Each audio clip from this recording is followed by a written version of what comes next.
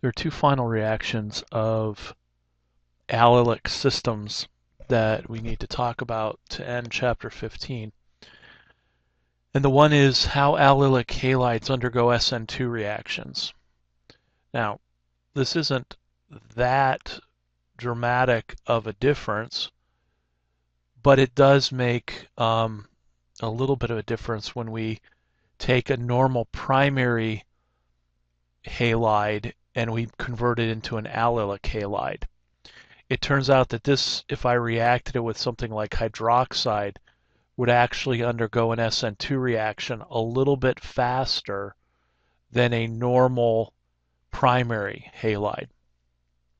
And you might say, well, how does the double bond, how does that affect the reactivity of this molecule that doesn't really have any kind of carbocation reaction? It's one thing to say, well, okay, this one is going to undergo, this primary allylic is going to undergo SN1 because you're going to lose the halide and form the carbocation. I could see that, but SN2 doesn't involve a carbocation reaction. Well, it doesn't, but it kind of does. We know that the hydroxide would come in, attack this carbon, and kick off the bromine. And what we also know is that then this reaction would undergo a trigonal bipyramidal geometry. And so our transition state for this reaction would look like this. We'd have delta minus charges on the OH and the Br. Now, the way to make this reaction go faster is to lower the transition state energy of the reaction, make the transition state more stable. Well, what I'm missing in this transition state, this SN2 transition state, is the delta plus charge that's right here on this carbon.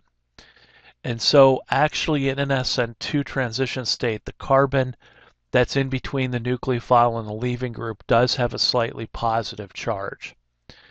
And so you can stabilize that positive charge by putting then a double bond here to allow the electrons, or basically to support that delta plus charge even more through primarily the p orbital here that can kind of create some overlap and stabilize the delta positive charge. So while a primary allylic halide doesn't have a full-blown carbocation, the presence of the double bond does stabilize that delta plus charge and make the reaction go faster. As far as the just SN2 reactions of allylic halides, there's nothing spectacular here. It's just simply going to be, let's say I had this halide, I could react this with, I could react it with something like hydroxide again, and the hydroxide's simply going to come in and displace the bromine so that I can go ahead and do an SN2 reaction and replace the Br with an OH. So the only thing important about this is the fact that the SN2 reactions do go faster with an allylic bromide versus a normal primary halide because of the stability of that delta plus charge, or it's stabilized more by the presence of the double bond. The last reaction that truly deals with dienes is called the Diels-Alder reaction. And this reaction won two people Nobel Prizes, Otto Diels, who is in Germany, and Kurt Alder, who is one of the first American organic chemists. And they developed this reaction independent of each other. Both share the name. But this is a reaction of a diene with an alkene. And so we react a conjugated diene with an alkene, which is sometimes called a dienophile, right? Diene loving, and we end up forming a six-membered ring. So what I'm doing is I'm actually forming two carbon-carbon single bonds in this reaction and a ring. And it's a very important reaction from that standpoint And so, as I've said earlier in the semester, in the early 1900s up to probably the middle 1900s, if you came up with reactions to form carbon-carbon single bonds, you probably won the Nobel Prize. And in this case, this reaction forms a ring and two single bonds, and it won Diels and Alder both Nobel Prizes. So here's kind of the way the arrows move in this mechanism. And I'm going to go to the next slide and kind of draw out what you would have for a Diels-Alder reaction. The first thing that we have is we have our 4 carbons that are involved in our conjugated diene. And then I'm going to react the 2 carbons that are involved in the alkene. So the arrows could move in opposite directions here, but in essence what happens is, let's take this double bond from 3 and 4, and let's go ahead and use that to form the 4-6 single bond. At the same time, let's break the double bond of 5 and 6 and use it to form a carbon-1, carbon-5 single bond, and then take the double bond between carbons 1 and 2 and move it to between carbons 2 and 3. That would give us a cyclic transition state that looks like this. We would have a partial bond between 4 and 6, a partial bond between 5 and 1. I should probably put my numbers in here. Partial double bond between 5 and 6 that's breaking, partial double bond between 3 and 4 that's breaking, partial double bond between 1 and 2 that's breaking, and a partial double bond between 2 and 3 that's starting to form. So we get this cyclic transition state. There's no charges to this, but we have 2 new single bonds forming and a lot of double bonds that are moving around this molecule. The final product then is going to have the 6-membered ring, carbons 1, 2, 3, 4, the new 5-6 bond, and then a double bond between carbons 2 and 3. So we form the 6-membered ring. Now I like to number the 4 carbons of the diene and the 2 carbons of the alkene, because then I'm going to make this cyclohexene ring, and then the question is, what kinds of groups are going to be hanging off of that cyclohexene ring? So that's kind of what you see here. If we numbered these 1, 2, 3, and 4, and then 5 and 6, we'd end up forming the single bond between carbons 1 and 5 and 4 and 6, and a double bond between carbons 2 and 3. So you can see that over here we've got a methyl group attached to carbon 2. That methyl group is still intact, and 2 carboxylic acids attached to 5 and 6. Now we'll deal with the stereochemistry of the groups on carbons 5 and 6 here in a moment. Okay, so that's how we would write that reaction. It's also possible to do Diels-Alder reactions with triple bonds. And if you did this reaction with a triple bond, you would have the same kind of movement of electrons. And in this particular case, you would form a non-conjugated cyclohexadiene, because you'd have a double bond left over from the carbon-carbon triple bond. Now, the way that this reaction really works is that this is a concerted mechanism where we form both of the single bonds at the same time. So if I go back here, the way I would draw this reaction out is, I know from the diene system that I've got 4 carbons that have sp2 hybridization and therefore have the p orbitals parallel. The diene, carbons 5 and 6, also have 2 p orbitals. And so what happens is that the diene, the 2 ends of the diene, the carbon 1 and carbon 4 end of the diene, are perfectly spaced to fit right on top of carbons 5 and 6 of the alkene. And so what happens is that we have these 2 lower lobes interacting, and these 2 lobes overlapping and then the electrons moving around these pi systems then to basically reform the double bond between carbons 2 and 3. You can probably see this here a little bit better. Here's my alkene, here's my diene. My diene here has, these are carbons 1 and 4. This is actually cyclopentadiene is this structure, so the CH2 right here is this carbon. But here's my carbon 1 and 4 ends. So here's maybe my carbon 4, here's my carbon 1. And then here's carbons 5 and 6 of the alkene. And so what you can see is they're spaced so that these two lobes will overlap and these two lobes will overlap as we move up to the transition state energy where we form the partial bonds between those two sets of atoms.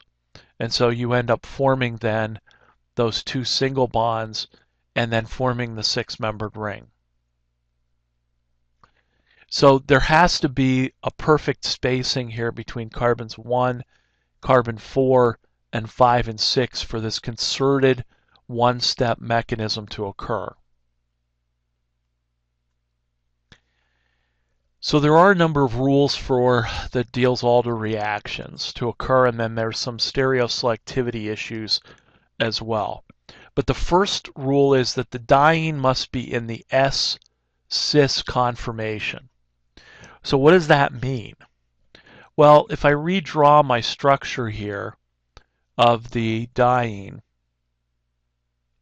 and then the alkene, the spacing here has to be perfect for these two orbital sets to overlap.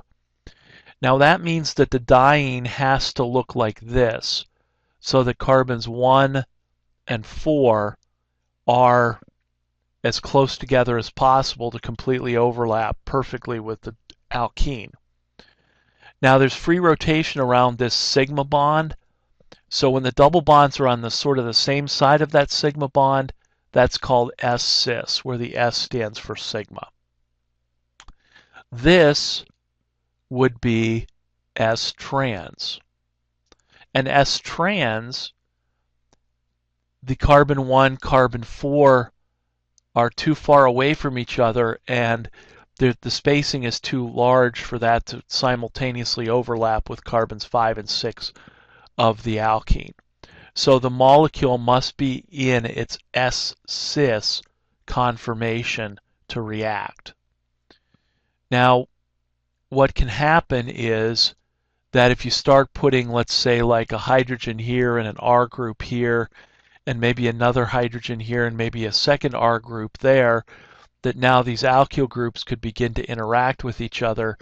And so it's possible that if these R groups were too big, this molecule could not achieve the S-cis conformation so that it wouldn't actually form the cyclohexene ring. But if this is a methyl group and a hydrogen, what it ultimately is going to mean is that we just have to add a little bit of energy to it to get it into this unstable S-cis conformation, and once it's there, then it will overlap with the alkene to form the final product. So in general, we like dienes that are already in the S-cis conformation. The diene that we do a lot of reactions with is cyclohexadiene. I actually believe that might have been the one that you were using in lab this week to do your Diels-Alder reaction. So this cyclopentadiene already has this in the S-cis conformation because it's pinned down by that CH2 group. So that's the first restriction, is you've got to have the diene in the S-cis conformation. I'll come back to that in a minute because there's a point at which people usually become confused after this first rule.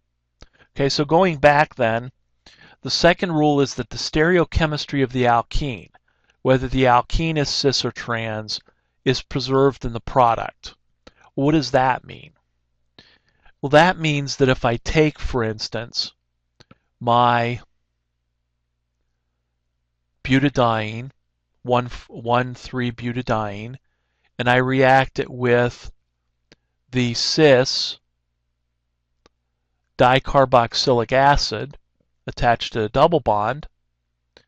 That, if I again put my numbering scheme in here to help me make sense of the reaction, I'm going to end up forming a 6-membered ring. Carbons 1, 2, 3, 4, and then 5 and 6, double bond between carbons 2 and 3. That the stereochemistry here of these two carboxylic acid groups, since they were cis in the alkene, they end up becoming cis in the cyclohexene product.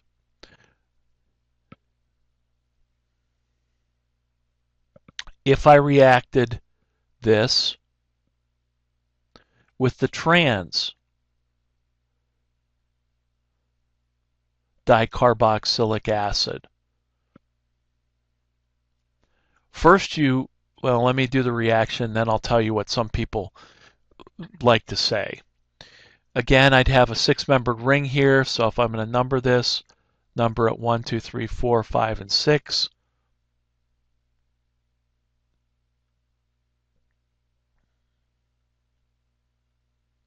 And so I'm going to have a double bond there. Now these two carboxylic acid groups started out trans, and so what that means is in the final product, they will be trans. So the stereochemistry is preserved in the final product depending on whether it was cis alkene or the trans alkene. And what that really means is that if I come back here to this step, it means that this is concerted so that whatever the stereochemistry is here, these two completely overlap at the same time, so that one doesn't overlap and then the other one has free rotation. They both have to overlap at the same time to then give you that concerted mechanism that then locks in the stereochemistry of the alkene into the final product. And you might say, is this the only way to represent that product? No, I could have the two CO2 groups, the two carboxylic acid groups, cis with dashed wedges, or the other possible product down here is that I could have a double bond there with the CO2H and then the CO2H there, which is the same product. What am I doing? All right. How about we write the other product? There. Okay. So the stereochemistry of the alkene is preserved in the final product because it's a concerted mechanism. Now, some people get confused initially, and if you're one of these people that does get confused, and what I'm going to say to you about people getting confused is going to confuse you, you may want to just plug your ears or unplug your headphones and give me a couple seconds and then I'll be back. But when we first start doing these reactions, people will say, hey, this reaction doesn't occur because you said that the molecule had to be S-cis. Yes. The diene has to be S-cis. The alkene part, so the diene has to be S-cis. The alkene can either be cis or trans. So the restriction isn't on the alkene, the restriction is on the diene being S-cis, which is not the same thing as cis or trans. So you can react a cis alkene with the diene, you can react a trans alkene with the diene. The key is you're going to get the stereochemistry preserved in that final product. Okay, so you want to make sure you don't confuse the diene stereochemistry of S-cis with the alkene stereochemistry, cis or trans. So both of these reactions do occur. Okay, so there's the second rule. The third rule occurs when we take a cyclic diene and we react it with a substituted alkene. I mean a disubstituted alkene. what we get is we get this thing called the endo product. And I'm going to modify my rule here and say when we react it with a cis disubstituted alkene. So what do I mean by this? Well, let's say that we take our cyclopentadiene, and I got a CH2 group here with my 1, 2, 3, and 4 carbons. And I'm going to react this cyclopentadiene with that cis dicarboxylic acid. Now, if I was to write the product of this reaction, I could do that by simply saying, okay, I know that I'm going to get a cyclohexene, carbons 1, carbons 2, 3, 4, 5, and 6, double bond between carbons 2 and 3, and now I come back and I say, what's attached to carbon 1? A CH2. What's attached to carbon 4? The same CH2. And so I might say, okay, here's a CH2 that's attached to carbon 1 and 4. What's attached to carbon 5 and 6? Two CO, two H's. What kind of stereochemistry should they get? Well, they should be cis. I'm not going to write them in yet, because what happens now is that there's two possible ways to orient this CH2 group to these two groups that have to be cis to each other. And I could do this by basically putting bold and dashed wedges on this molecule. So I could say this. Let's draw the CH2 coming out of the plane of the paper, and then let's write the two CO2H groups also coming out of the plane of the paper. And then there would be two H's there. I could also write this with this CH2 still coming out of the plane of the paper, but now the two CO2H groups going behind the plane of the paper. And then in this case, the two H's would be above. Well, these two products, these are actually, the way I've drawn them, they're what? They're diastereomers of each other, because at least one carbon has the same configuration and at least one carbon has opposite configurations. But these also have different names. One is called the exo product, and the other one is called the endo product. And so first, what do these two molecules really look like? Well, these are our bicyclosystems that we learned how to name last semester very briefly. These are two 5-membered rings that are fused together. But if you look at this part of the ring that I'm going to shade in blue, that's a 6-membered ring. And it turns out it's a 6-membered ring in a boat conformation. So if I wrote this structure out, I would write it out like this. That's the blue ring. And then what's attached to that is this CH2, which actually comes up here like this. Then, of course, I have a double bond over here. So if you look at this part of the molecule, when I draw this in bold wedge, it's as if I'm up here looking down on the molecule, and this is pointing towards me. This is called a bridge. This is the bridge carbon. So the bridge is pointing towards me.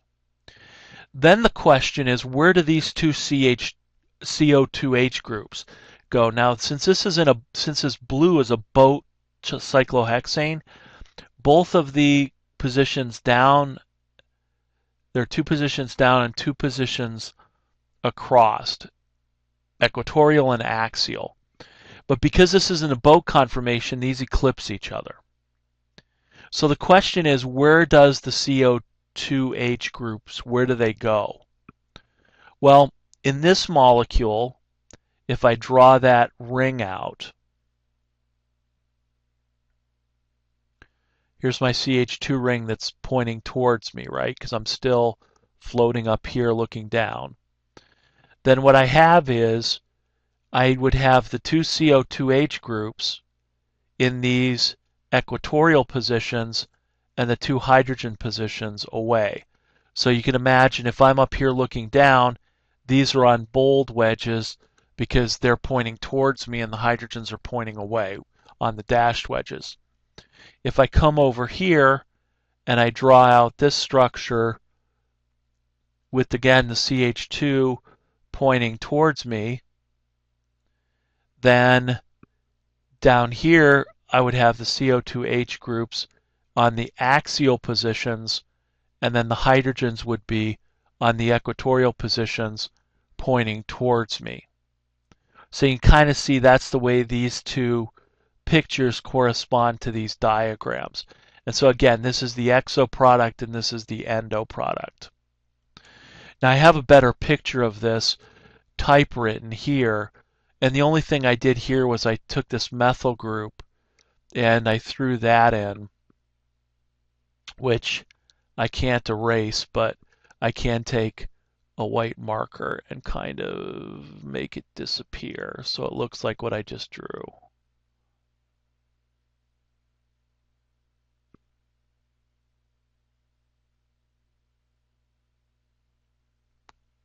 Okay, so this is what we would call the endo and the exo products. So here is my endo product, and here's my exo product. I know I switched places from the slide before. So here's my bridge, and then here's me looking down on each one of these two. So in this case, one of the ways that I remember that this is the endo product is that I kind of take this bridge in this molecule and I kind of think of this as a cylinder, and I kind of think of these CO2 groups that are inside the cylinder, sort of like inside, so endo, like endoskeleton is on the inside. And then if I think about this cylinder, I've got my groups pointing outside of that, and so I kind of think of it as that, okay, that's the exoskeleton or the exo position pointing out away from me. So the key thing here is that when we take a cyclic diene and we react it with a cis alkene, we get two possible products. And so we do have, in this case, stereo selectivity, I guess, because we get two possible stereoisomeric products in this reaction. Now the question next is going to be, is there a major product and why? The answer to the first question is yes. The endo product is the major product. It is formed 100% of the time, and the exo product is formed 0% of the time. So whenever we do this reaction of the cyclic diene and the cis alkene, we always get the endo as the major product. Actually, it's the exclusive product. Now, why? I'm not going to get into the reason for that. It has to do with quantum mechanics, frontier molecular orbitals, and two more guys, Woodward and Hoffman, won a Nobel Prize for figuring that out. So we're just going to leave it at that. Cyclic diene, cis alkene gives the endo product as the product of that reaction. Okay. We can do this. We can do another. Here's another example of a reaction that would give us an endo product. How about I take cyclohexadiene and I react it with that same cis alkene. If I did this reaction, what product would I get? Could you draw it in either this format, or could you draw it with, in this case, there's going to be two bridges two bridge CH2s. And so I'm going to get this weird bicyclic structure. And so what would be the products of these? Could you write those structures? If you think you can, take a minute, stop the tape, write them. If not, I'd have a CH2 here attached to another CH2. I'd put my bold wedges there. And then if I'm forming the endo product, that means these two CO2H groups have to be on dashed wedges.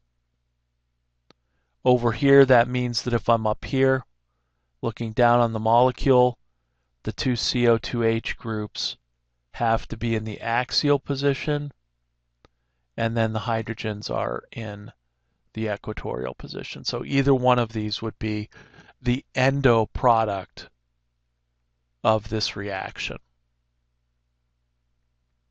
Okay. All right, so those are the three rules for writing Diels-Alder reactions. Diene has to be S-cis. Whatever the stereochemistry of the alkene is, that gets preserved, cis or trans. And then when you react a cyclic diene and a cis di-substituted alkene, you get the endo product exclusively, 100%. Okay. So we'll do more of these Diels-Alders in class. So that's the end of chapter 15. So now we're ready to move on to the ultimate conjugated system, benzene. And benzene itself is just the molecule C6H6. Benzene is a six-membered ring that has 6 hydrogens.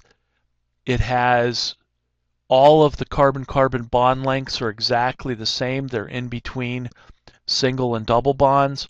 All the carbon-hydrogen bond lengths are exactly the same, and it's a perfect hexagon.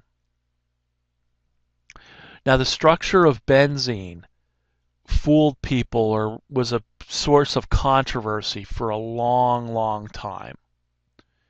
And into the 1920s, actually, the 1910s, the 1920s, before it was conclusively known what the structure of benzene is and why. Well, just the structure of benzene. I have an old 1910, I think, organic textbook in my office, and in that textbook, they're still debating the structure of benzene. We ultimately know it to be like this. Actually, we know it to look like this.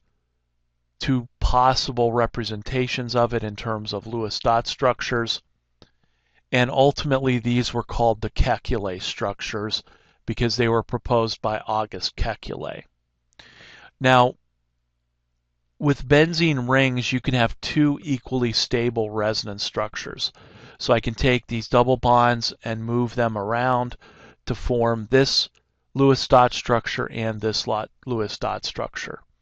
Initially, what was known about benzene was simply that it was 6 carbons and 6 hydrogens. And there are all sorts of weird structures that were proposed for benzene. Some of them involving multiple square rings, the ultimate structure that we know now, the Kekulé structures. But the way that, at least the myth goes, that Kekulé came up with his structure was that he imagined, apparently, well, the way the story goes, he was engaging in some adult beverage consumption one night by the fire. He had this problem on his mind as to how benzene could actually fit, what the structure could look like, and so he allegedly had his dream of snakes where he imagined the snake reaching around and biting its tail. And so that's how he proposed the structure of the 6-membered benzene ring. That's the folklore. And ultimately, these two resonance structures were what were proposed. Kekulé got it half right. He got the six-membered ring. Now, when Kekulé structures were first proposed, there was some disagreement as to whether or not these structures would rapidly interconvert between these two resonance structures. And through experimental evidence, it was quickly found that these two were indeed nothing more than resonance structures, so the true structure of benzene is the resonance hybrid. Back when we first started talking about resonance structures last semester, I said that initially people thought that resonance structures, that molecules rapidly interconverted between them. That's the equivalent of saying that I've got a dog that's half pit bull and half chihuahua, and that it constantly reverts between pit bull and chihuahua. As interesting as that might seem to see, that's not what happens. The dog is a hybrid of those two breeds. The benzene ring is a hybrid of these two resonance structures, which would then give you partial double bonds all the way around the ring, which then gets simplified into drawing a circle. I don't necessarily like the circle because we forget what it means, so I'll usually use one of the two Kekulé structures. But that's ultimately what we know the benzene ring structure to be. Each carbon-carbon bond then is worth exactly 1.5 bonds. Okay. Because all of the carbons are sp2 hybridized, it's flat. All the carbons, all the hydrogens are in the same plane, and we have the resonance hybrid in our circle, and we have an extended conjugated system of p orbitals. And so this is the perfect conjugation because there's no beginning and no end. Every one of these p orbitals can have one electron, and there can be partial overlap and actually continuous overlap, so that what we end up with is a structure where you can imagine the pi electrons here sort of forming a donut on top and the bottom of the benzene ring. You can kind of see that here. This represents the position of the p orbitals, or of the overall pi electrons. Here's a little bit more realistic picture. It's actually kind of mushrooms instead of donut shaped. But the idea here is that benzene is the ultimate conjugated system, a system that has alternating single and double bonds but without end.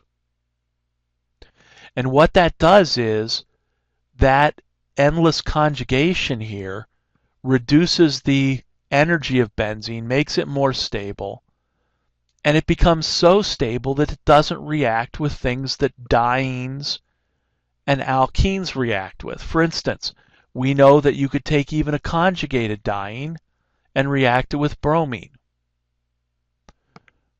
Conjugated dienes could react with H2SO4 because this is simply nothing but acid and water. KMNO4 would cleave a conjugated diene. None of these reagents touch benzene. It's so stable that it doesn't react with any of those reagents. And so this benzene ring is exceptionally stable because of all that conjugation.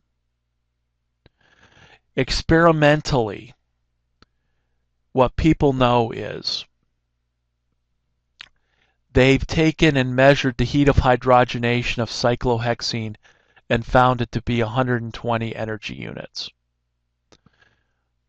If we use that assumption that each double bond is worth 120 energy units of heat of hydrogenation, then if I imagine doing this heat of hydrogenation measurement on the isolated double bond, I'd expect to see this about 240, because two double bonds. Instead, if I react the conjugated system, I see that it's only 231 kilocal, or I don't know if these are kilocalories or kilojoules, but 231 energy units for the heat of hydrogenation. So there's a 9 energy unit stabilization of this conjugated double bond versus non-conjugated double bond. So what that means is that if we treated each one of these double bonds independently and we made a quote-unquote cyclohexatriene with no conjugation and no stability, I should end up with a grand total of 360 energy units for the heat of hydrogenation. And that's what we see here. The problem is that when I measure the heat of hydrogenation of benzene, I only get 208.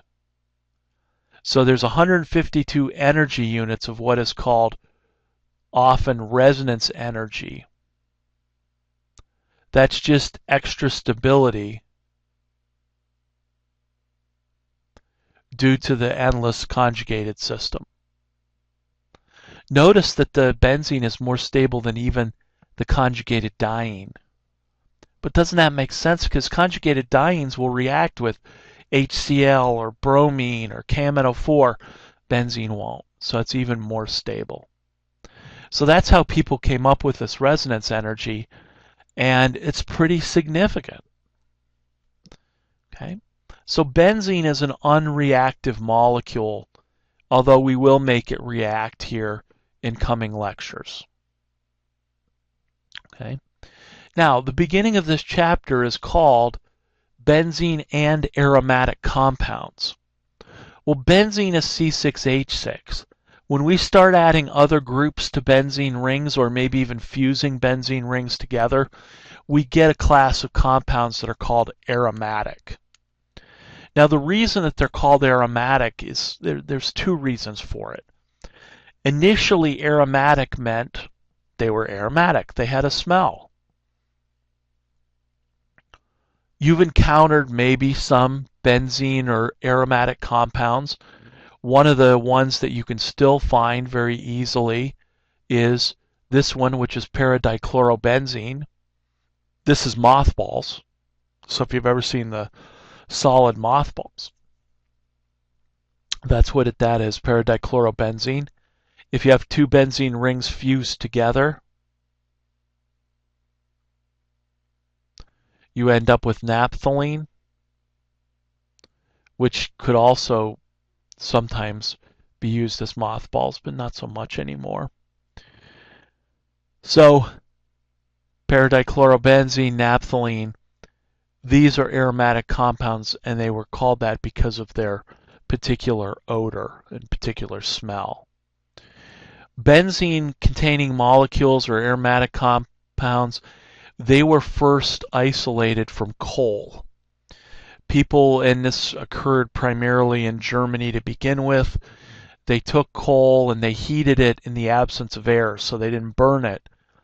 And what they got was they got a very sticky resin as a distillate if they heated it without air, which is called destructive distillation. And that residue that they got was called coal tar. And it contained lots of different aromatic compounds, and those became building blocks for industrial chemicals, medicines. A lot of the early history of the chemical industry would have been tied into Germany and coal tar because of their huge coal reserves, later moving to England and the United States. So aromatic in those days meant aromatic, that they smelled they had a particular odor. Now we define aromaticity or aromatic compounds in a completely different way. We define aromatic compounds as being a sign of superstability, that they don't react like normal alkenes or dienes would. And we'll get into the tests for aromaticity later on. So here's some common names of different aromatic compounds. You've got benzene, toluene, which should be called methylbenzene, but nobody ever calls it methylbenzene. They just call it toluene. Ethylbenzene, you could have isopropyl benzene, butylbenzene. Usually we just name the alkyl group and the benzene ring. Here's our phenols that we talked about in the alcohol chapter. The phenol is just an OH attached to a benzene ring. Dimethylbenzenes are rarely called dimethylbenzenes. They're usually called xylenes. And you can have ortho, meta, or paraxylenes, and I'll come to those ortho, meta, para terms in a moment. Here's methoxybenzene that nobody calls methoxybenzene. They call it anisole. NH2 attached to a benzene ring is called aniline. And the carbon attached to a benzene ring, now that we've learned about allylic carbons, this is called the benzylic carbon. And so the benzylic carbon is the carbon next to the benzene ring, and it has a very important place. But there are common names based on this benzylic carbon: